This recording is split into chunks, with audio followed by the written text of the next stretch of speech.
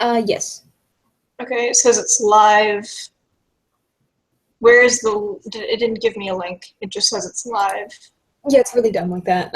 Here. I gotta go open I the will channel. actually go, and it's really dumb. Here it is, I got it. I'll put it in the chat. Okay. Here you go.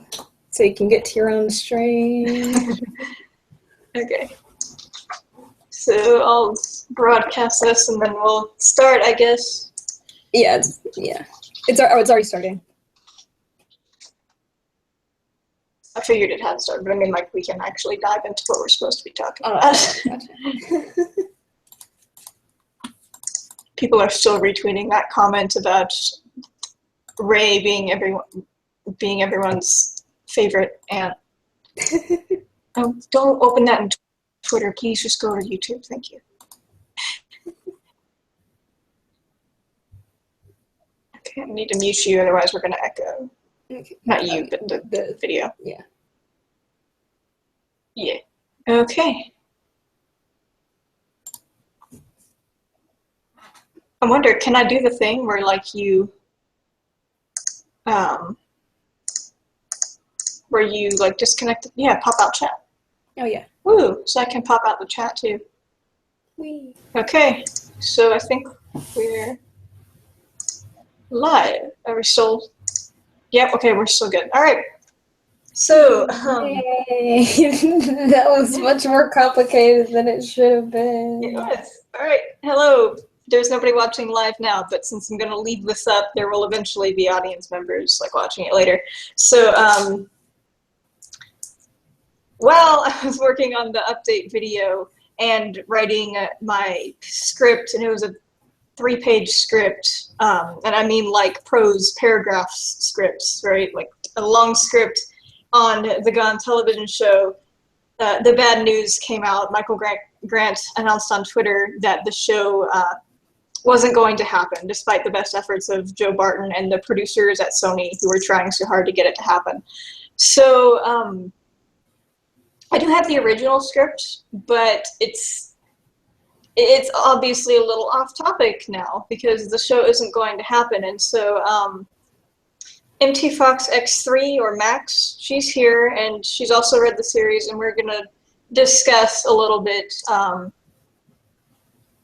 why we were so excited to see this happen, the things that probably got the series denied, and maybe some ways they could have made it work. Possibly, but it's going to be forever a big question now because it's not happening. And that will all be spoiler-free. Afterwards, we will move on to making predictions about the sequel series that's coming out next year, and that will contain spoilers, but we will let you know when we get there. So if you haven't read the series and you're just curious as to what you're good for now. Read it. It's okay. A good series, please. Read it. The fan base needs to be bigger, please.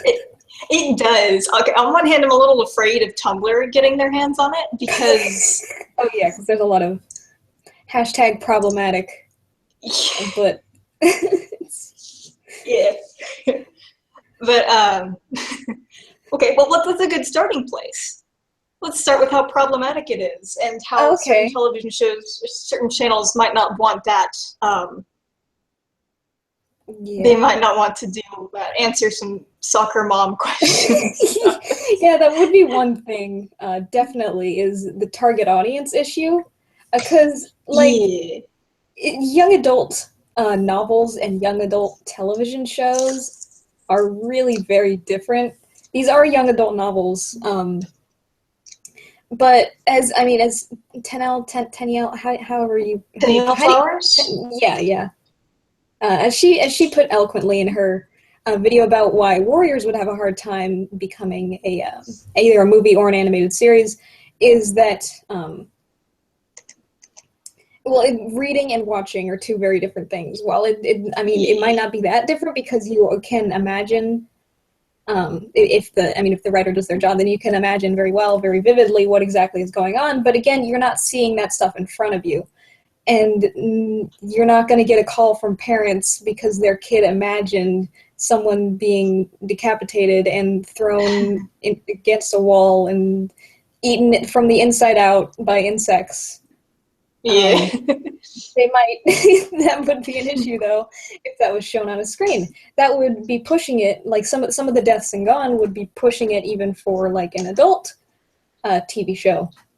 For sure. And then there's the thing is like, well, you can't just market it toward adults either, because one, the fan base is established as teens, and two, the main characters are teens. They're teens. All the characters are teens, not the main characters. Yeah, all the characters are tweens. There are quite a few tweens as well. Yeah, that's fair. But like, and while you have lots of adults who enjoy the series, I mean, like Stephen King loves this series. That's not going to help in attracting new audiences. It's having just kid actors or kid characters, although child actors is another question, because there is the Last Airbender movie. So. Oh boy. Yeah, child actors, that is another issue. You'd have to find a lot of good child actors.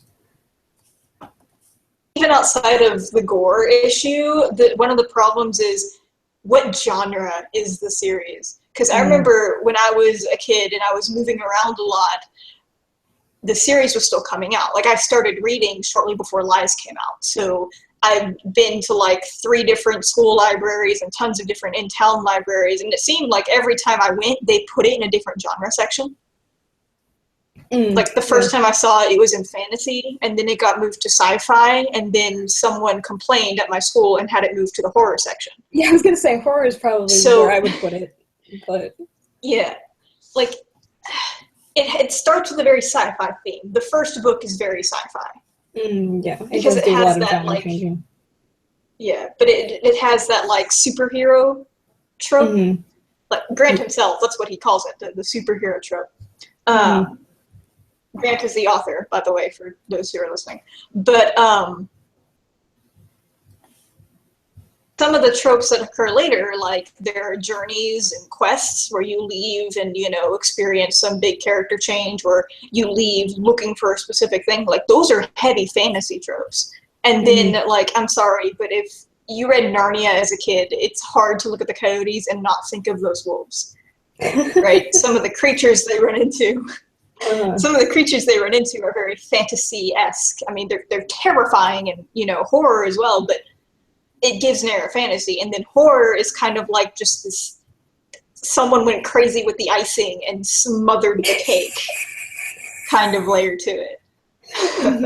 Yeah, the horror, it's not as in like jump scares and ooh spooky monsters and ooh skeleton zombos running around. It's more like there's this overwhelming constant dread, like kind of how you would like the way I would say is like, if those of you who are familiar with like the game Majora's Mask, how there is that constant weight, that moon that is slowly but surely making its way to total destruction, constantly looking down on you. That weight is always hanging over your head, over the player's head, and in this case over the reader's heads. And it creates a lot of tension, but it's also extremely, extremely terrifying, and more so than would be expected in like something of an action genre or an adventure genre. It's very, very dark in that regard. Definitely. And then let's talk about the themes too, because without saying exactly what happens here, there is themes about religion. Like there's a character that some characters will change their religion over the series, and there's one character that manipulates people using their religion. Like, my parents wouldn't have been okay with that if I told them that's what I was reading. Same. And then there's really heavy moral questions. Definitely a lot of moral gray areas. Like, a lot. Like, you can't, there's not really a good guy in Gone. Like, there's a protagonist ensemble and there's a villain ensemble, and one of them makes better choices than the other. But it's very obvious. It feels so real, because you look at any character and it's not like, this is the good guy, he's right. It's like looking at a classmate. And should I trust their opinion? Should I not? Well, they seem really smart, but, you know, they doodle all throughout class, so, you know, I don't know if I should trust them. That's the way the characters are in a moral standing. Yeah, like they all definitely have their fair share of goof ups, to the point where it's like, even the reader, like characters aside, even the reader doesn't know if the character's right in any given situation, or if they made the right choice or anything like that. Like there's no telling whether or not the villain or the quote unquote villain or the quote unquote protagonist actually made the right decision. Like it's very iffy. It usually like takes that. the whole book or two to figure it out. Yeah, and there's always like some of it's never solved. I mean, there's a massive political struggle that happens throughout the series, and you want to say yay democracy and vote for those guys, but they have so many problems. Just like the one that was advocating like a monarch, or the one who wanted to be a fascist, right? Like they all have, and they never offer a clear saying, yes, democracy's right, or no, monarchy's wrong. They never say that. It is left up to interpretation, and it's good writing.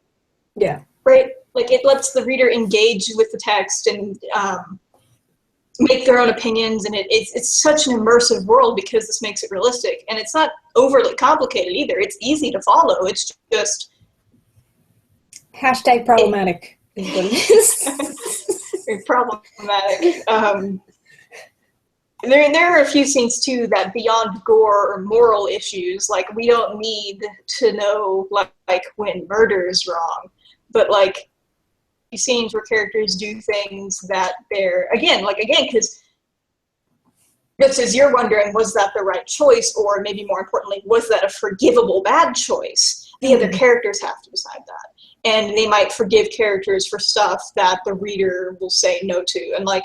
It was fine reading, but when you're putting it up on TV for a big audience and, you know, you're making money off those viewers and you have, you know, people who are going to complain that their kids watched it or that they walked by the TV at the wrong time, it's a much bigger deal. It can hurt not just that show, it can hurt the entire channel, right? Whereas an author has a little more anonymity.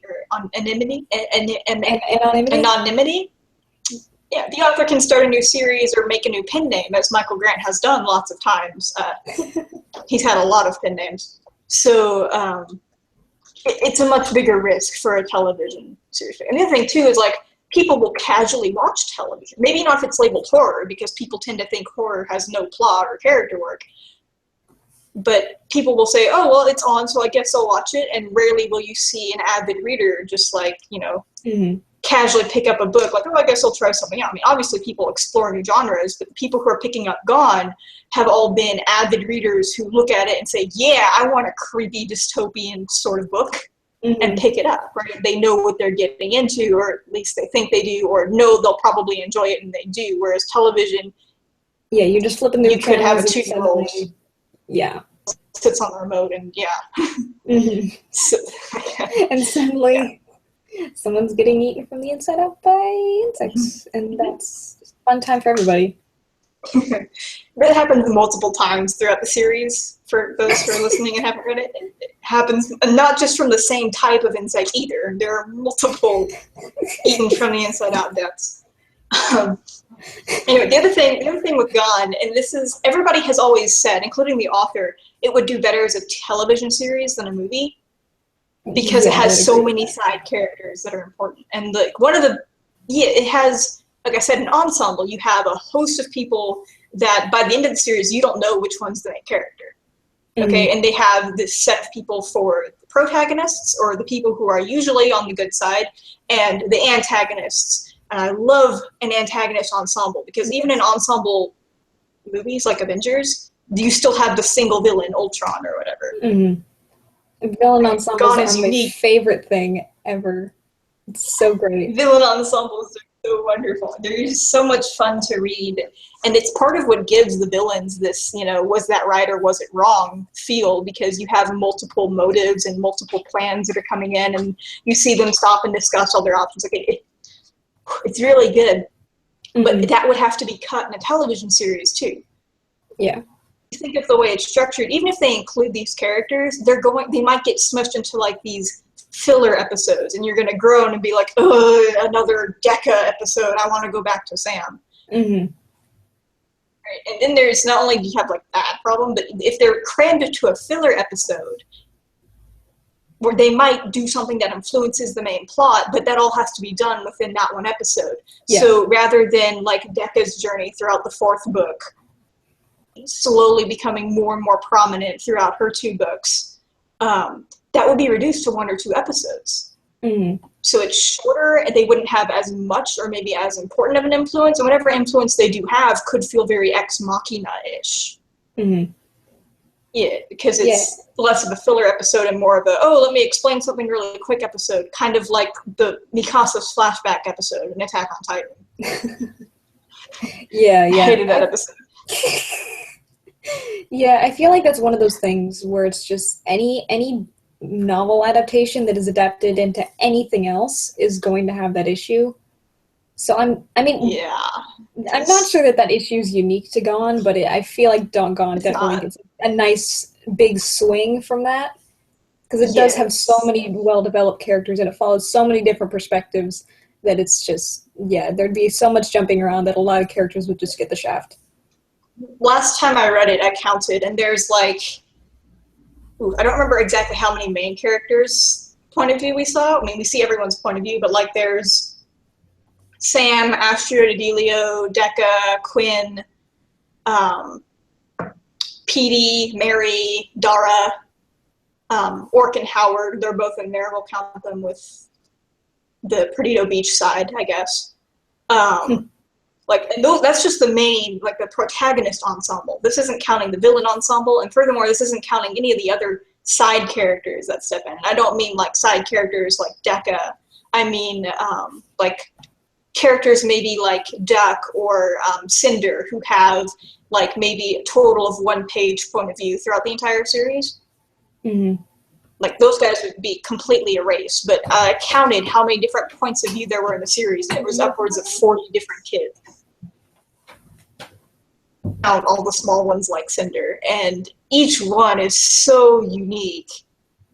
And Michael Grant he uses diction as a characterization device, and so not only do you have characters that have like specific patterns of speech to go to them, diction is like specific patterns of description, certain words you use only for that character. And it helps a lot. Yeah. And that is another thing. Internal monologue is definitely a thing that fits writing a lot better than it does any other form of media. Because, like, while you can, like, because you're pretty much, your only options when writing, like, what a character is thinking is either through, like, facial expressions and, like, subtle gestures with the actors, or just straight up, like, having their thoughts be out loud, and that is just beyond corny. It is not. Oh gosh. It does not fit. The Host is the only book by Stephanie Meyer that I actually enjoyed. Oh gosh, the movie was awful. And the movie was terrible. It was so bad. It was so bad. It was so bad. It was. I couldn't believe it. I know. I was like, what the heck is this? They put so much money into Twilight. And then they just voice-overed the human, like, I think it was the human that was voicing over for most of it. Yeah. It was like... Even the alien, too. Echo. The alien answered back to her. Yeah, it was just this echo voiceover, and it was awful. And the actors were... I mean, not to get on a rant here, but those actors... At least, I mean, like... The one thing I remember about that movie, and this this scene was moving, but one scene cannot save an entire movie, or at least not one that was this bad, was the scene, and I'm going to be vague here, the scene with the truck drivers when they got cornered. Do you remember it? See, I didn't even watch the entire thing. I didn't... Okay. It was sad, and it was moving, and it made you feel like as terrified as the human should be. But then the rest of the movie was crap. It was, like, that scene I think of, and that one scene was so great, and then the rest is awful. The acting was good, the camera was amazing, and, like, the way they explained what happened, it was impactful. Like, there is next to no dialogue in that scene, and you still felt awful for the characters involved by the end of it. It was really emotional. Anyway, Gone has a character that would make this voiceover thing a little troubling. Just a little bit. Just a little bit problematic. Or 2, I guess, if you're going to count player of the game. continue to vague about it. Nemesis. If you're going to count Nemesis, then you have two characters that make this complicated. So you would have, there's the voiceover issue, because one of the, like, some of the monsters you encounter, some of them speak, some of them don't. And how would you portray the way they're communicating? Because it's entire mental communication. How would you portray that in a television show? It'd be a little difficult. Yeah. So everybody was dying for this series, and those are the problems that probably got it turned down. But I feel like, especially when Stranger Things came out and did so well, that the series at least had a chance. Because one of the benefits of Stranger Things is I think there were 2 episodes that were episodic, and the rest was like, wherever we get to a breaking point in the story, we'll have a breaking point. They called their episodes chapters, and you can see why, because you don't have like a problem that's introduced and complicated and then solved and then rewarded with further, lore or whatever. It's one continuous story between all 8 episodes, which is good. The other thing too is Stranger Things got away with so much genre mixing. Okay, so anybody who's like seen it advertised on Netflix knows it's this massive 80s tribute, and it's good. Okay. It is very good. I avoided watching it because I thought, oh, I've only read Stephen King. I don't know anything about Spielberg or anything. I'm not going to understand it. And I was wrong, because they still had their own story to tell. And like, they had an ensemble. That's what they had. They had an ensemble. And they do something that Gone does perfectly with the ensemble. The ensemble splits up. How many times in the books did the protagonist ensemble split up, and each of the different parties picked up another piece to the puzzle, and by the end of the book they had to come together and save the day, or try to. Yeah. It happens a lot, right?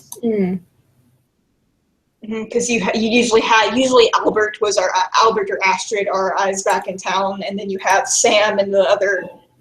Just bebopping all over. Yeah, they go all over the place. The home dome. The fear sphere. Yeah, the fear sphere. Yes. Torchlight is the home dome. The Gravity Falls bubble is the trouble bubble, and then the phase is called the fear sphere. Yes. Oh, that's the other thing Gone does really well, is the setting feels like a character all its own.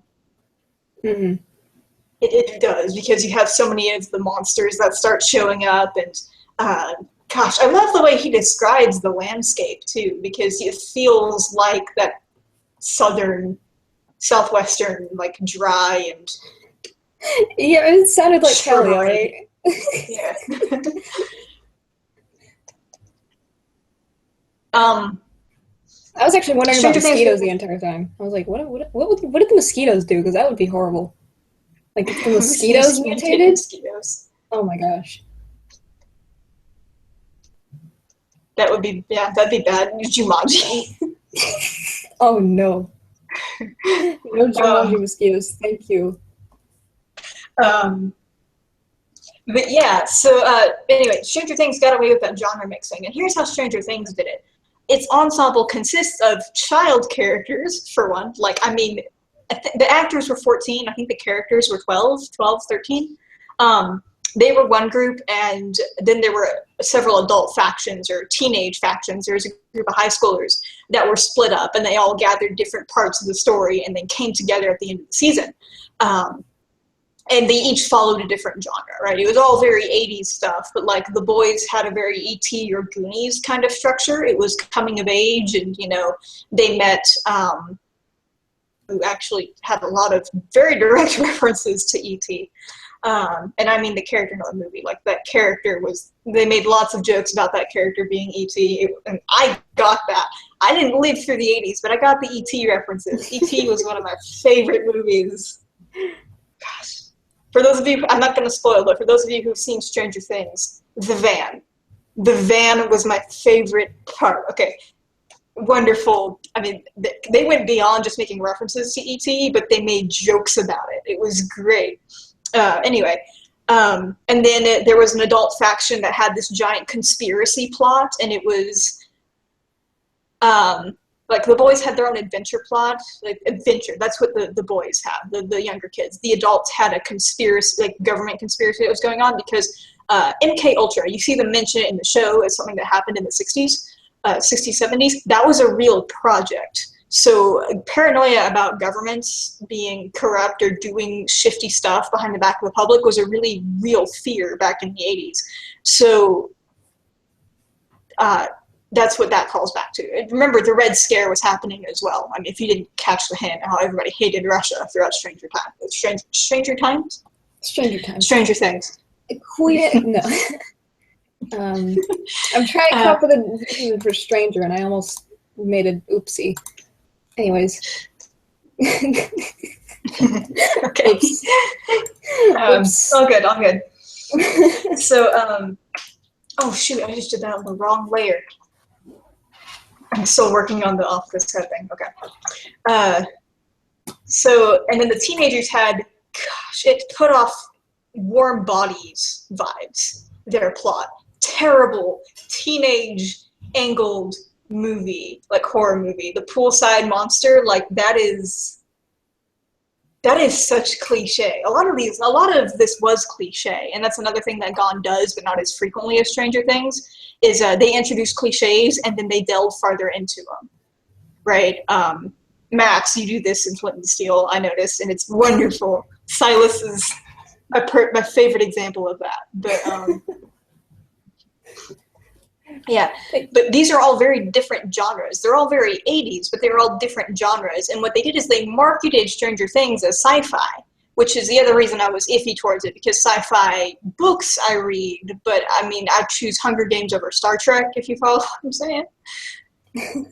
So I was so nervous to pick up Stranger Things because of that. And I watched it, and there were people that complained, just as we thought, why wasn't this labeled horror?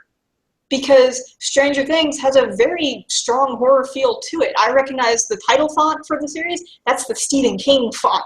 I know what that font is, and I caught some of the Stephen King tropes. Stranger Things could be considered horror just like Gone could, in like the same way.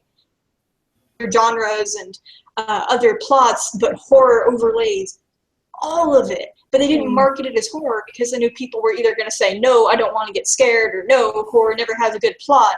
And so they just marketed it as sci-fi, and then people watched it. Even if they complained later, they still watched it. Right? So, I mean, that's less of a solution and maybe more of proof that a slight misadvertisement could work. Mm-hmm. But definitely proved the genre mixing work, and everybody loved the kid audience. They did fantastic. All the actors did great, but, there's that forever concern in Hollywood about child actors messing up. That wasn't a problem in Stranger Things because the child actors were great. And the other thing is, I think we mentioned the structure too. Oh, if it didn't work the way it was supposed to. Oh no, it's not opening the other window because I'm screen sharing. Oh, that's fine. Okay, I'll add the blur later. Oh dear. Yeah, I'll just do that later.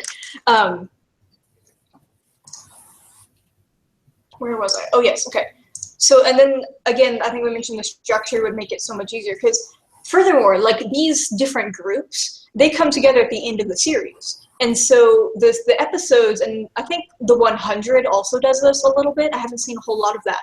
But both the 100 and Stranger Things, they don't care about swapping between the different characters. They use it the same way Gone did, and less of, okay, let's have a filler episode, and more of, when there's nothing happen with one part of the ensemble, let's jump to another. Mm-hmm. And Stranger Things does that well, because you have the ensemble split up for most of the season, and then they come together at the end to do what they need to do with all their different pieces to the puzzle, and, join together. And there's lots of themes about teamwork and caring about other people rather than manipulating them or, ordering them around in Stranger Things. But the point is, they developed the rest of the ensemble alongside the quote-unquote main or center of the ensemble, which would be Mike and Elle.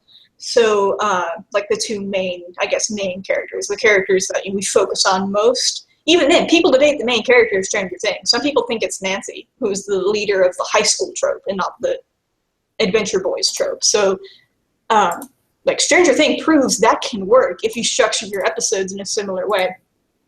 And gosh, an 8-hour movie is essentially what Stranger Things is. I've heard a couple different reviewers call it that. An 8-hour movie would do great as an 8-hour movie. Because you don't have to worry about, releasing an episode each week, and so you have to stop and step out of the main plot line to do the filler. And you don't have to, like, Stranger Things was released all at once, all 8 episodes. Like, that would do so well for Gone, especially since Netflix has been, taking on. Yeah, I think that's a Netflix thing, actually, to release the entire season in one go. So Gone actually... They don't always. Is it not? Because I've heard of it doing that a lot. Recently, yeah, but like between the series that started the plagiarism discussion on Gone, Between, if y'all don't know, there was a big deal when Between came out. People bugged Michael Grant into watching the series because it was similar to Gone. Not as well put together, but it had a few very strong similarities to the point where Michael Grant actually went and watched it and said, they've obviously read Gone, but it's mostly their idea, so I'm not going to say anything. Okay, that was released 1 episode a week. Even if it's on Netflix, they don't always release it in one go. Stranger Things was specifically tailored to be released all in one go and be binged. Like, even down to, like, the intro is really short and simple, so you, like, don't have to skip it or anything. It works so well for Stranger Things. And Gone, obviously, it's going to work better for Stranger Things than Gone, because this was Stranger Things' original format. And Gone would still be an adaptation either way, so it wouldn't fit as well, but it proves that there is certainly a successful way to do that, to break the episodic foundry and tailor it to be binged. And if you've picked up Gone at all, you know it's hard to put down. I was up until 5 a.m. one night. I can't remember the last time I did that with a book. Yeah, I have like friends, 2/3 of it in one night. Friends who are afraid to read Gone at night. Because it's scary. Understandable.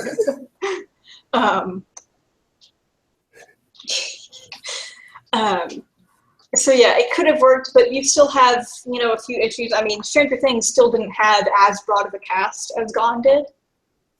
I mean, it had still quite a bit, but it wasn't as big. And furthermore, it was very immersive. Like, the moods were very similar. Okay, I need to put a link to the Stranger Things theme song in the description, and I will do that. And y'all need to listen to it, because you can totally see a Gone intro to that music. But while their moods are the same, they do the genre mixing, and they have, nice ways to do all these complex ensemble plots. The ensembles in Gone are still bigger. There wasn't much of a villain ensemble in Stranger Things. There were just, I guess, 2 conflicting points of view, one being the monster and one being the scientists. And that's not a spoiler, because you get that out of episode 1. Right, Gone has a collection of villains that bicker and have conflicting motives, like the scene in the second book when they're arguing in the power plant. Like the one that actually I'm doing the aftermath of. I'm drawing the aftermath of right now. Like, oh, that's too bright. Opacity, never mind. But yeah, it's still have to, like, the kind of dedication that Stranger Things gave to its protagonist ensemble, Gone is going to have to double that, because that's how complex the villain ensemble is, and increasingly so as the series goes on. Is animation and, like, the budget, because Stranger Things had some really nice special effects, but a lot of it was done manually, right? They had, like, the monster was done for most part with animatronics. And all the grossness you see later in the show, that's all, like, actually added on. That's not CGI. Gone has so many strange creatures, you're going to have to spend a butt ton on CGI. Yeah, a lot. Every time one character in particular comes on screen, it's a nice and he comes on a lot. He does. He doesn't know when to mind his own business. Nix doesn't like this character. No, I do not.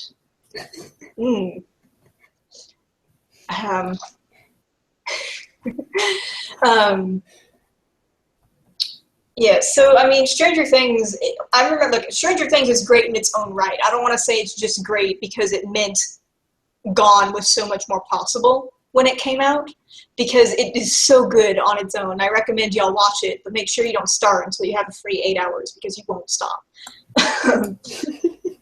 But it doesn't solve all the problems, and it's furthermore, it's one show that succeeded with this stuff. These methods that Stranger Things used aren't tried and true. They're brand new. And it takes skill to replicate. Let's not just say the Doffer brothers, the directors of Stranger Things, the writers and directors. You can't just mimic what they did. It took a lot of skill. And you can never guarantee recreating it or like mimicking that structure is going to go successfully, especially when it's a book adaptation. Because there will inevitably be points where the book is at odds with what you need to do to make a good show. Mm-hmm. And so on top of trying to replicate that style and fighting with the book's motives, there was never a guarantee. And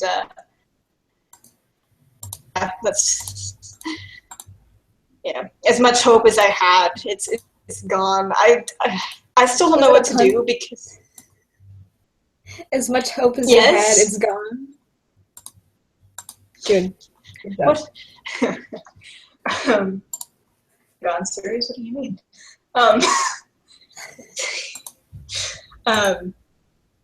Yeah, I mean, it's having Warriors movie announced and the Gone TV show shut down within mere hours of each other. So upsetting. So many mixed emotions. Warriors would be okay without a TV show or a movie adaptation because the fandom is massive on YouTube. And Gone, the fandom's nice, but it's tiny. And even if they do exist, they're... Like that might be another reason that it wasn't able to... Oh. Hello? The reason it wasn't able to have...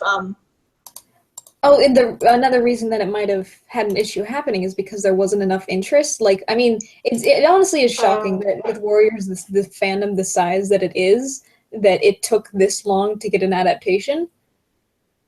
But I mean, with Gone, there's just like there's no demand. I mean, from the few fans that there certainly is, but there's Stephen King. I would omit that. Yeah, that's true. Yeah, that's true. That's true. But you know, I mean, it's not as simple as that. I guess we just got that truth. Yeah. So, all right, but if you love the Gone series, don't be disappointed, because a while ago there was much better news. Michael Grant is writing a sequel trilogy to the series, and this is where spoilers are about to start. So if you do not want spoilers, leave the stream, close the video, stop listening, because we are about to go full out with all 6 books of the series. So if you don't know, or if you want to read it and you don't want to have spoilers, leave, okay? You all gone? Okay.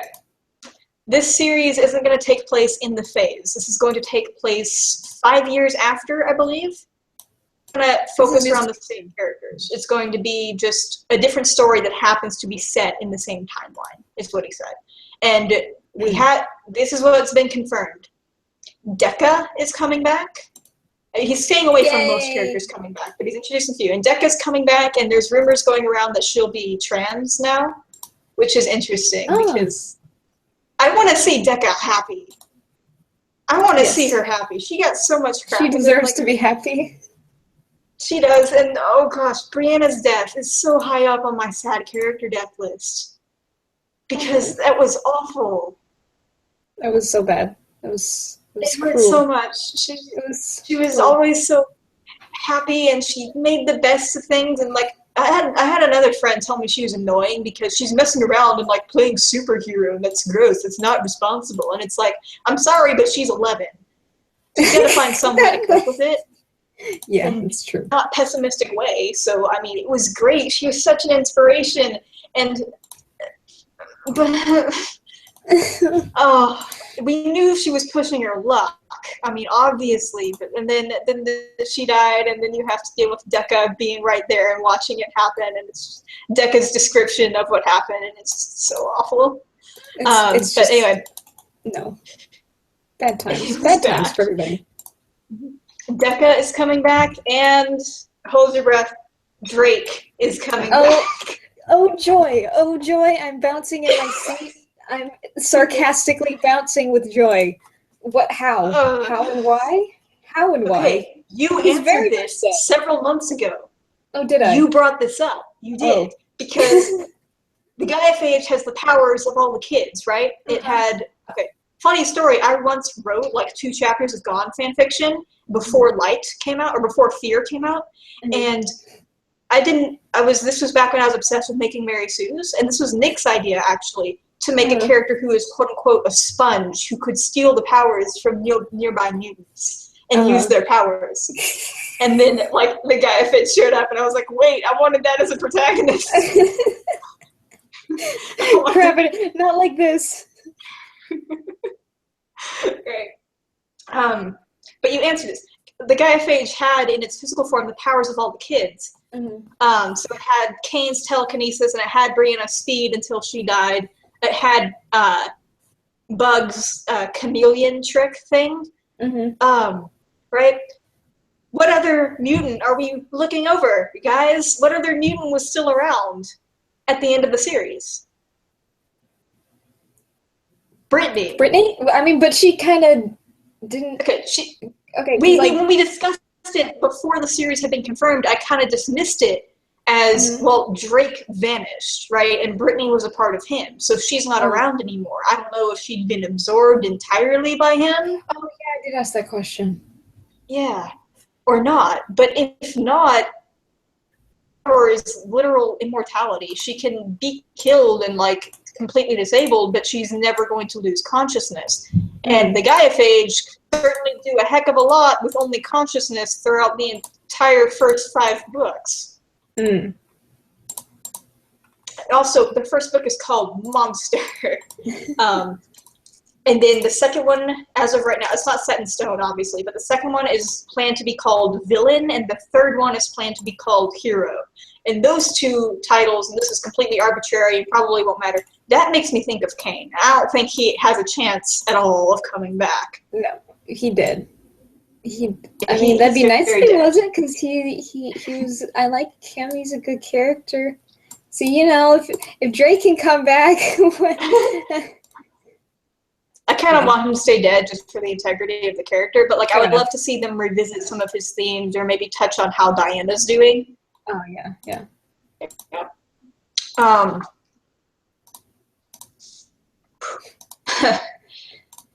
But yeah, to revisit some of the themes he had when he died, because there was a lot going on with him when he died. And I liked the conclusion he had. It was a very well-written conclusion. But, like, just like losing any human, like a real human's life, there was so much unanswered, and, you know, where could he have gone with this new attitude he used to go and get himself killed? Bad for Deca, she's coming back, because, I mean, she's obviously going to be involved in some more complicated crap. She's going to be involved in another Michael Grant series, which any character. Wait, who is? I mean, like, I'm a little worried. Like I said earlier, I want her to be happy. Speculated about her coming back. She'll, you know, be much happier than she was in the phase. But then again, that she's still a character in a Michael Grant book. Yeah, that is true. That might backfire. Yeah.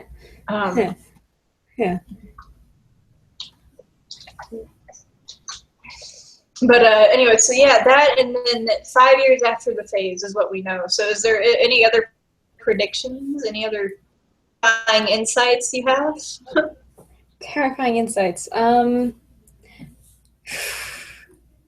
I say I'm wondering, like, what would the conflict be? I mean, it would most likely have something to do with Drake, I'm sure, since that douchebag can't keep his noodle hands to himself. But noodle hands. But yeah, I'm wondering what the conflict would be. I mean, it obviously won't be the Gaia Phage, and odds are. If Drake's back, if Drake's back, though, how could it be anything but Gaia Phage related, at least slightly? Yeah, this is where it gets a little strange for me to figuring out how exactly he came back. Because, like, yeah, I mean, yeah, I speculated about that before, but the speculation was, yeah, I guess it kind of means, okay, so yes, I understand how the Gaia Phage could come back. I still don't understand how Drake could come back, because the thing with the Gaia Phage, the question that I had was pretty much, okay, well, isn't the Gaia Phage kind of immortal then? Yeah, like, it should still be conscious somewhere. Yeah, somehow. but then also the thing is, why did everyone's powers go away? They did, yeah. We've never seen it capable of removing go powers. Away. Yeah, but like if they did go away, then it would make sense that Drake wouldn't come back, because then the immortality thing would be gone too, and so the Gaia Phage wouldn't come back. So it's kind of a weird one or the other thing. Maybe, yeah. I mean, there's also like another factor. We know the powers can be interfered with. I mean, like we saw Petey screwing around with Taylor's powers and accidentally fusing a child and a coyote, which was terrifying. But yeah. I think he also like turned one girl into a fish. Yeah, a fish and a log. Was it? Yeah, a fish and a log. And like her 6-year-old friend freaked out and dumped her in like the sewage trench they were digging. Yeah. I mean, what would you do if you saw a log person? I would go the other way. I wouldn't be concerned of where it's lying. I would just go. Just Sam. Save me. So assuming like the Gaia Phage can tamper with powers the way Petey did, it might have been like conserving its energy, because it eats radiation to stay alive, and it was eating radiation to break out of the eggshell is what it thought of the barrier, right? And so maybe once it was, I mean, maybe I don't want to compare it to a crystal gem, but like it loses, so like it's conserving its energy, it's retreating to its bare minimum. So what if it's like just cut off the powers it was offering to everybody else and just like retreated inside Brittany or whatever, and is waiting for the next nuclear disaster to happen. Hopefully there'll be one of those soon.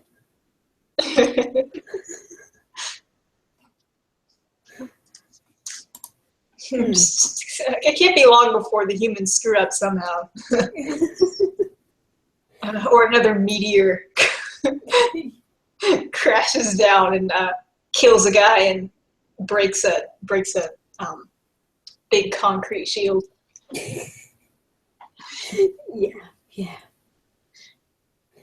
Yeah, I guess it's one of those things we can really only speculate about until it happens. Yeah.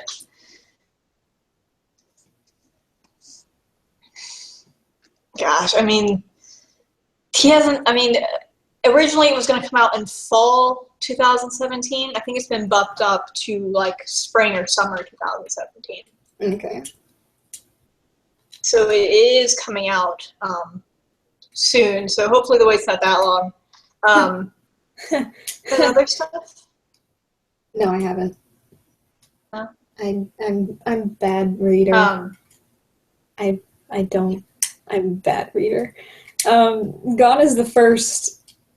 Like, if I'm actually thinking about it, I think it's the first series, like the first book series I've ever actually finished. Like, I am really bad when it comes to reading. It is embarrassing. It is beyond embarrassing.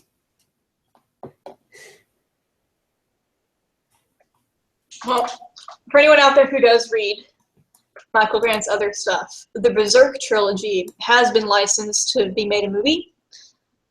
Or Berserk was. It was licensed before the rest of the series was written. I think it was a deal similar to Percy Jackson. Okay, hear me out. Similar in that the deal was made to fund the books. So the deal, like the rights were signed away so Grant could get a little bit of money, but actual production and stuff hasn't started. It's not very underway. There's just a company that has rights to it. And if they ever decide to make a movie, they can. That's what that means. And Michael Grant, knowing Michael Grant, he stays involved with all of his adaptations. Riordan signed off Percy Jackson and then took his hands off of it and was like, I'm done. And then the movies turned out crappy, and he said, fans, do not link me any clips or GIFs or anything because I don't want to see them. Because I know it's bad. No. It was so bad. Like, on par with Last Airbender and The Host and Aragon, kind of bad. Oh, is it? Aragon, okay. Everybody should watch the first part of Aragon for baby Saphira, because baby Saphira is so cute, and it's adorable little baby dragon, and then the rest of the movie is crap, right? Her adult design is a little weird. They put feathers on a dragon, which can work, but not the way they did it. But no, watch Aragon for baby Saphira, and that's it, right? And then Percy Jackson, like, there's a couple scenes that are funny, I guess. I don't know. And then that's it. If you watch Supernatural, you'll get a kick out of some of Luke's lines, I guess. But, yeah. Anyway, unlike that kind of stuff, Grant has promised to stay involved in movie adaptations. Maze Runner, I was never a big fan of the Maze Runner series, so I didn't really follow what the reception to that movie was. I think it did better setting up the rest of the series. The first book did better setting up the rest of the series, but nobody followed through with it, and it is a standalone okay book, and the rest of the series is bad. But Maze Runner, the movie looked like it actually had a plan for the rest of the series. So there was that, but then it took away lots of the stuff that made the first book okay or even good. And James Dashner was involved. So the author did stay involved. So the Berserk movie is, again, may or may not happen. But judging on how excited Michael Grant was to see the pilot show written, and it was written by Joe Barton, who is a famous British television writer. Like, he's up there. He wasn't some rank-dink, looking for a niche to fill newbie. He's an experienced writer. The way that went, it seems like Grant will be more involved than James Dashner. Like, he'll have it stick closer to the source material. And Berserk, for those who haven't read Berserk, it is a trilogy that has to do with nanotechnology and how awful it could be. Nanotechnology is like robots that are, comparable in size to like bacteria. So, the dangers of nanotechnology, and it's not as well written as Gone, in my opinion, but it's a quicker read, and he defines its genre as, I was seeing how much crap my readers would take, and it is emotionally devastating. It is so sad. Oh boy. And not just for a group of kids that got stuck in a dome either. I mean, it is a global tragedy. It's regular character tragedy. That's what Berserk is. It's just so sad. But there are movie rights to that, so if you love Michael Grant's work, there is some hope still for some adaptation. And Grant was super excited for this to happen, and so I mean, he's still open to the idea. I'm sure it's just to adapting any of his series. He's open to that, so we might see some of his work hit a screen in the future. It might not. Animorphs.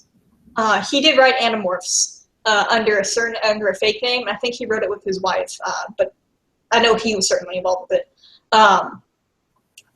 I think that's another one, like Maximum Ride, where the movie was licensed and then it never happened. But there's that. I didn't read that series, but I know there's lots of people, that's their childhood. That's their Goosebumps. That's their Warriors.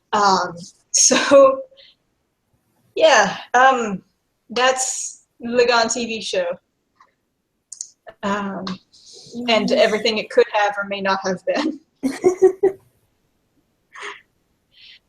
All right, thank you all for coming, and thank you, Max, for... Oh, my pleasure. What very little I could offer. Yeah, it was good. You pointed out a lot, and it was fun talking. And you mentioned the Zelda game, which video games. But. Oh, yay.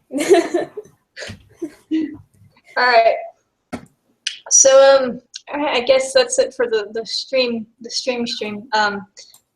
With any luck, this should remain up, and I will add the Stranger Things intro to the description so y'all can listen to it.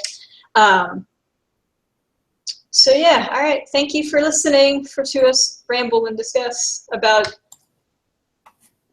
listening to us mourn. Pretty much, yeah. All right. Read the Gone series if you get the chance. Do it, please. Bye.